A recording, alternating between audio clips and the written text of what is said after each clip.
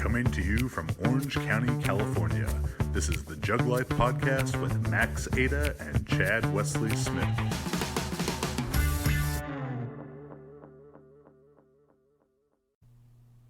Hey everybody, Chad Wesley Smith here, bringing you another episode of the Jug Life Podcast. I am joined, as always, by...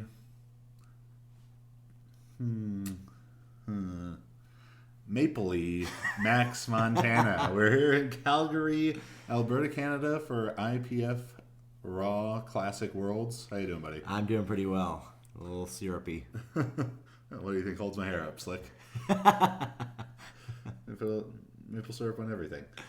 So today we're going to be previewing IPF Worlds, which are already in progress. They're like 11 days long, 12 days long. So we'll just be previewing the open class, but there's already been some great lifting in the masters and juniors and sub juniors. So we are, as you listen to this, on the eve of the open class lifters beginning on Wednesday, but already in the masters, Susie Gary dominated the Master 2 women 52 kilo class about as much as it could be dominated. Literally setting a Masters 2 world record on every attempt. That's got to feel pretty good. Just every single thing you touch turns into a record. Yeah, that's pretty good. That is pretty remarkable. As well as Dalton Lecoe, who is a junior 53 kilo lifter. He became one of only very few people in history to ever pull 5 times his body weight. Yeah, that's amazing. And in doing that, his 271.5 kilo deadlift broke the 59 kilo open world record deadlift held by Sergey Fedosienko. And anytime you're breaking a Fedosienko record, that's a tremendous accomplishment, especially as a junior, especially as a weight class below him. So big congrats there. Another junior lifter taking an open world record in the deadlift was Clifton Foe, Canadian lifter, who pulled 285.5 in the 66 kilo class. So God. Just these kids, these numbers are just retarded. They're getting pretty strong. That's phenomenal pulling, and be remiss if we did not mention our own team juggernaut, Joanne Ada. I guess you guys have like a special connection. It's a semi-special connection. So proud of Joanne. She won the bronze medal in the 63 kilo Masters 1 division. So her first time here at IPF Worlds. About this time last year, she was winning the Masters Worlds in weightlifting. Yeah, about 14 months ago. Yeah, so pretty cool for her. She also won the gold medal for oldest of the Masters 1 lifters.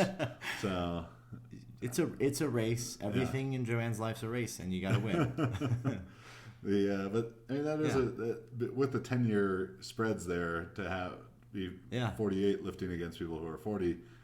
That's a pretty big difference. Yeah. So congrats to Jo. Big squat PR for her, 142.5 kilos. Lifetime PR even compared to when she was lifting in wraps. Yeah, she looked really good too. Yeah. I think there's one more highlight you're missing on there is that guy that he did a 3,014 total, I believe. I don't think he was actually participating in this particular World Championships, but there's multiple worlds going on, parallel universes, the alternate universe, different level of standard of judging and allowable rules, but still nonetheless a phenomenal feat. And then I think set a new world record in the old man toss. But, so moving on to some highlights for the upcoming open class and world. So some different storylines for you to follow along with throughout the week. If you haven't watched the live stream for the IPF events before, they really do a phenomenal job. I mean, many different angles and good replays, all kind of stuff. Far and away, I think the best and most consistent live streaming, and because they're smart enough to do it through YouTube, it Yeah. actually works. Yeah, it's really high quality. I mean, it looks like a professional broadcast, you know? Yeah. They're switching angles, and it's good. So lead things off with one of the first classes, but certainly the most important one to me, the 52 kilo women, who will be lifting at 1 p.m. local Calgary time on Wednesday, and that's Marissa is the defending world champion, the world record holder, and that's going to be one of the probably biggest head-to-head matchups, as Marissa goes against Joy Nanami from England. And Joy is the world record holder in the deadlift in the 52 kilo and 57 kilo class. She's pulled 192.5 at 52 and 200 kilos at 57. And Joy is nominated at 427.5, which is just 2.5 kilos short of Marissa's world record total. So I think last year at Worlds was kind of a breakout performance, coming out party for Joy, as she finished second or third, in what was a really exciting competition. Marissa had some trouble in the squat there, and actually came out of the squat out of first place by 13 kilos in fourth overall, I think, coming out of the squat. And we just had to be consistent and make lifts and chip away, and just sort of stay the course through our plan there. And she ended up with the win. And she's had great training. After Worlds last year, she was dealing with some sciatic issues through nationals. So we got kind of back on track at the Arnold with pretty good training there, but it had been 4 or 5 months of affected training through that sciatic stuff. So she's had great training, several squat PRs this training cycle, 140 for a triple, 145 for a double, considering she had never done more than 300 pounds, so more than 136 kilos for even 2 reps. Yeah. To come out with that 140 for 3 was huge. But when you have reduced amount of drop sets on the line, anything goes. I just need to tell her that if she misses a squat here, that we're going to go in the back room for drop sets. Oh, that's a powerful motivational tool. That's 90% of the reason you use drop sets. Yeah. It's the bargaining chip they offer you later. Yeah, so she's squatted really well, benched consistently as always.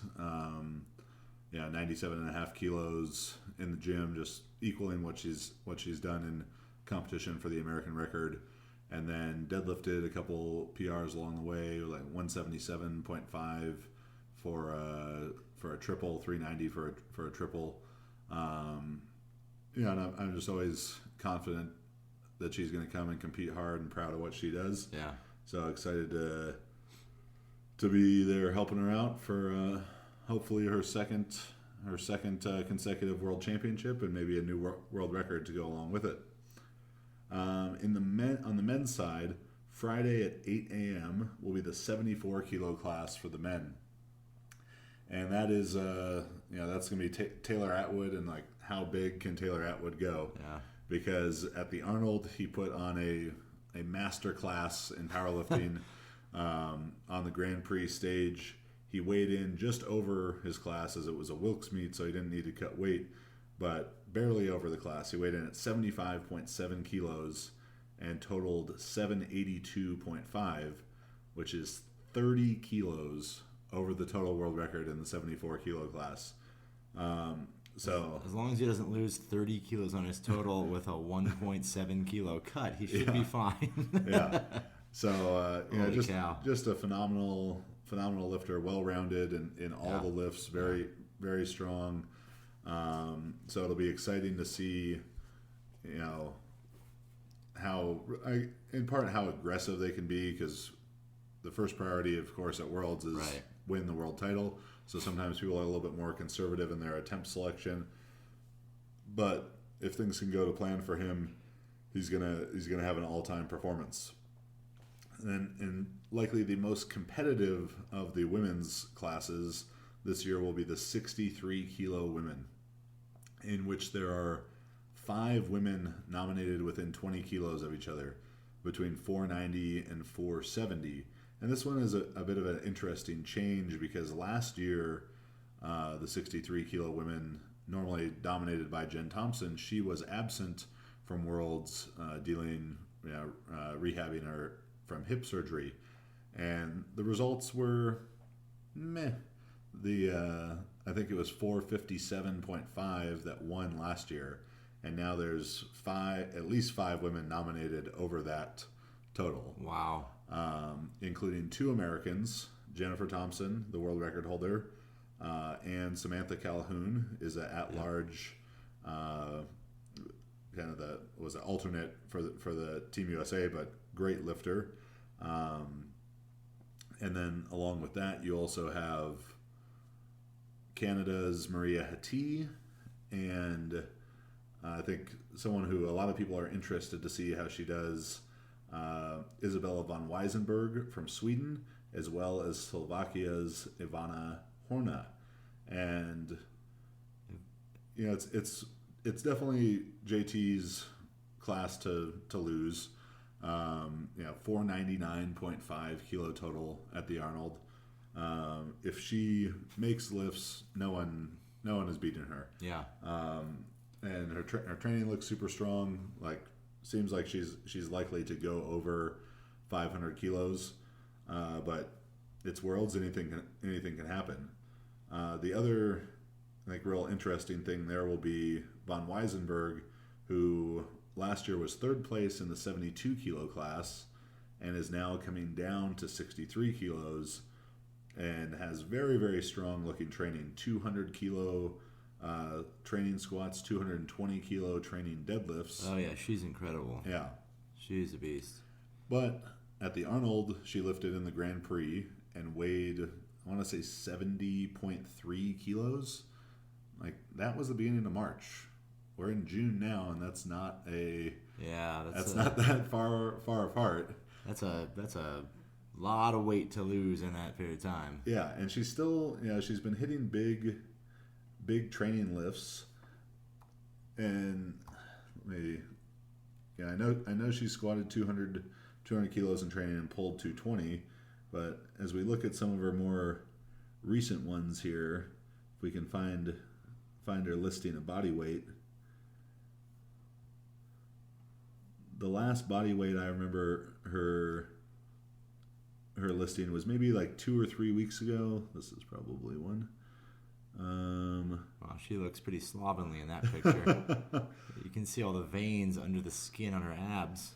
So this was on May 25th, saying that she's 67 kilos and shredded at 67 kilos. Wow. And as someone who coaches a shredded 63 kilo lifter, now former 63 kilo lifter, who would be very lean, not quite that lean, at 66.5, 67 kilos, and Kristen Dunsmore. That's hard. Those are she's going to have a bad next couple days as she goes down to 63 kilos, and it's just tough to predict. Even though she might be lifting great on, at 66 kilos and at 65 kilos, every gram is going to matter. It makes a more big and more difference. and more the closer you get to body weight, and that's something we see with Alyssa Ritchie, one of our weightlifters, who at 49.5, to 50 is lifting 2 or 3% difference in strength. Yeah, I'd say from 49.5 to 51, she's lifting about the same numbers, but that last kilo, 3/4 of a kilo down to 48 really is a hit for her. That last kilo comes out of your soul, so I think it really takes some of your strength away. This girl is extremely lean at 67. Yeah, that'll be interesting to see. That'd be really interesting to see where what happens with that kind of weight cut, unless that number isn't accurate, unless she's actually 64 or something like that right now. Yeah, which I doubt that, but yeah, more power to her if she can make that cut and stay strong, because that's a ways to go. Yeah, and in general, I'd say that body weight affects the bench press the most. Yeah. And she's not a particularly strong bench presser to begin with, relative for that class.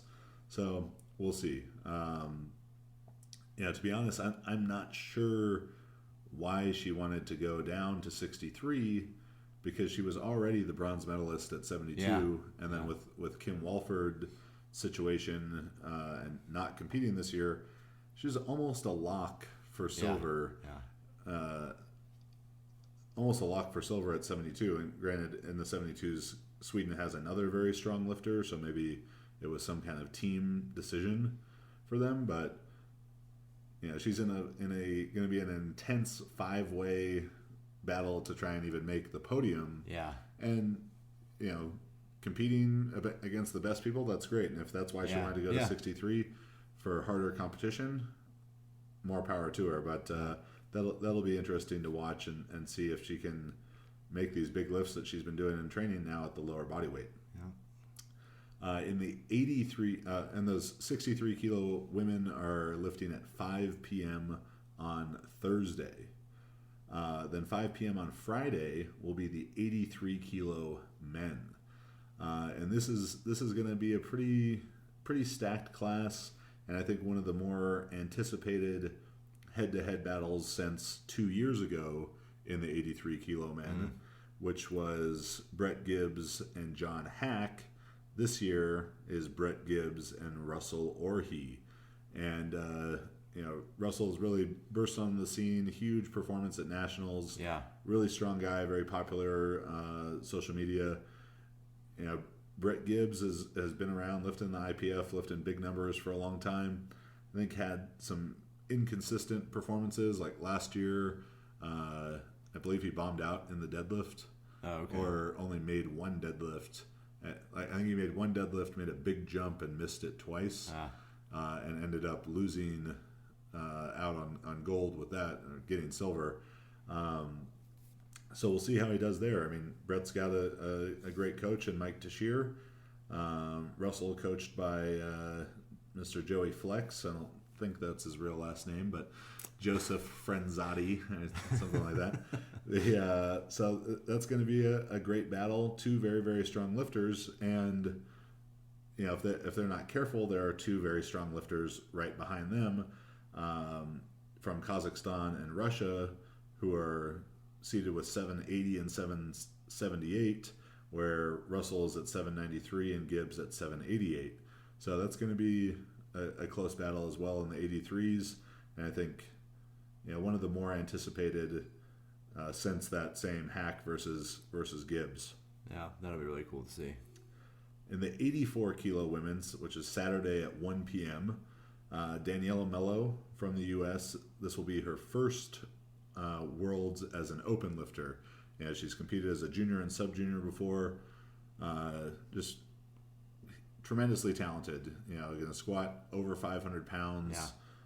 Big deadlift. She is seated second in the 84 kilo women. So it'll be exciting to see how she responds to the open class and what she can do there, and if she can make one of these, I want to say she's been squatting like 227 in training. Let's look her up real quick. Yeah, she's done at least 500, I think. Yeah, or maybe 495 or something. Yeah, here's 452 for a double. Yeah, really, really powerful squatter too. It was 500 for 501 about 2 weeks ago. Yeah, big deadlifts. Yeah, very talented. So it'll be exciting to see how she does, and she just seems like she's a real, sweet, likable girl. There she is squatting 440 for 6 in a Juggernaut tank top. So good job there. There you go. So good luck to Daniela in that 84 kilo class. The last two classes that are going to be real exciting is going to be the 105 kilo men's class, which last year was one of the most intense competitions. We have two American lifters in that class, Bryce Lewis and Garrett Blevins. Garrett was one of our favorite guests that we've had on the podcast. Really great episode, so make sure to check that out. Krzysztof Wierzbicki is in there from Poland, huge deadlift, as well as Bryce Croswick, as Calgary Barbell. You may know him as on the YouTube, a Canadian lifter, and both Wierzbicki and Bryce, Canadian Bryce, not American Bryce. His last name is too hard for me to butcher that many more times. Are going to be taking good shots at the world record deadlift. What's the deadlift record? I want to say it's 380 or 385. Right. Maybe he did 400 last year. I'll look that up real quick. Yeah, that number is so big now. Yeah, the 105 is pulling close to. I mean, those are ridiculous. Let's see. American Bryce versus Canadian Bryce. We have for world record deadlift 390. 390. Yeah, because I know that the Calgary Barbell Bryce Carswick. How do you think you say that? You're good at these names. Krazik? I don't know. Yeah. The W's got to sound different than a W. I think that he set an unofficial world record in the deadlift, because in the IPF you have to be at a world level meet to break the world record. Right. So both of those guys will be taking shots at that, and that's going to be a very, very competitive class. Five guys in real contention for the podium there. And then finally, Sunday at 2 p.m. is when you can tune into the Ray Williams show. And disappointing that Jezza with the whole Robert Wilkes Oceania PA situation that Jezza from Nauru will not be in attendance and pushing Ray in the squat. But I don't really know how much he needs to be pushed there. Yeah. It seems like the more weight you put on the bar, just keeps going up. The more he gets fired up, and the easier he does it. He is just something else. Yeah, it's completely different, from a different universe, basically. And Canada's own Kelly Branton, he'll be lifting some big weights as well. But yeah, Ray is just so well-rounded with the world record squat and world record deadlift. No one's going to be catching him unless he had like a 3 for 9 or 4 for 9 type of day. So it's always exciting to watch Ray and see the huge weights that he will lift. I mean, he's lifting, making squats and sleeves that 4 years ago, people weren't doing, untested lifters weren't doing in wraps, and I don't think that people even ever conceived of being done in sleeves. Yeah, no, they're humongous. Yeah. Yeah. I mean, that 490 he tried at Raw Nationals would have been, that's a groundbreaking feat in and of itself, in that no one, how many people have done that untested? 2? In wraps. In wraps. Yeah, untested in wraps. Yeah. I mean, it's just unbelievable to imagine how strong Ray is. Yeah. So always exciting to watch him. So those are some of the highlight classes that we have to look forward to over the next 5 days at IPF Classic Worlds here in Calgary, Alberta, Canada. Tune in on the live stream. We'll definitely be updating on Instagram and stuff about Marissa's performance. So go ahead and cheer her on. Upcoming events we have next 2 weekends. Next weekend? Next weekend. Next weekend we will be in Texas on Friday the 22nd at Arlington Strength for a free squat clinic and Jug Life Live. And then on that Saturday, June 23rd, we'll be at D-Town CrossFit for a free snatch clinic and Jug Life Live.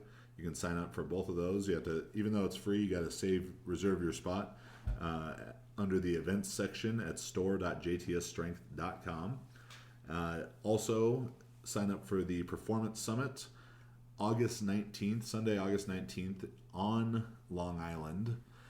which will be Not in Long Island. yeah, which will be Max, myself, Dr. Mike, Dr. Quinn, and Dr. James talking about technique, programming, nutrition, mobility, and recovery. So pretty much all the stuff you need to know about to be a better lifter, a better coach.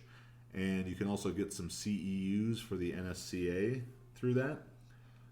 You can find the Jug Life on YouTube, not this week on YouTube because we don't have Shorty with us, but YouTube, iTunes, Spotify, Stitcher, iHeartRadio, and thejuglife.com. If you like it, go on iTunes, give us a 5-star review. It helps us climb up the ranks there so more people can listen to us ramble on about lifting things. Subscribe to our YouTube, 3, 4, 5 videos a week now, thanks to the world's strongest videographer, Shorty Sedang. Every week we're trying to bring you, we've got Strength History Minutes on there, powerlifting content, weightlifting content, Jug Life podcast, all the Pillars series. Go on, check those out, subscribe to the channel, maybe share video with your friends who need some help as well. If you're interested in coaching for powerlifting, weightlifting, strongman, super total, or power building, visit juggernautcoaching.com, and we've got programs for all different levels of lifters. Max, where can they find you? You can find me on Instagram, Max_Ada, or on Facebook, or maxjtsstrength.com. I'm Chad Wesley Smith, at Chad Wesley Smith, and at Juggernaut Training on Facebook and Instagram, filling up your news feed all day. This was another episode of the Jug Life Podcast. Thanks for listening, and we'll see you next week.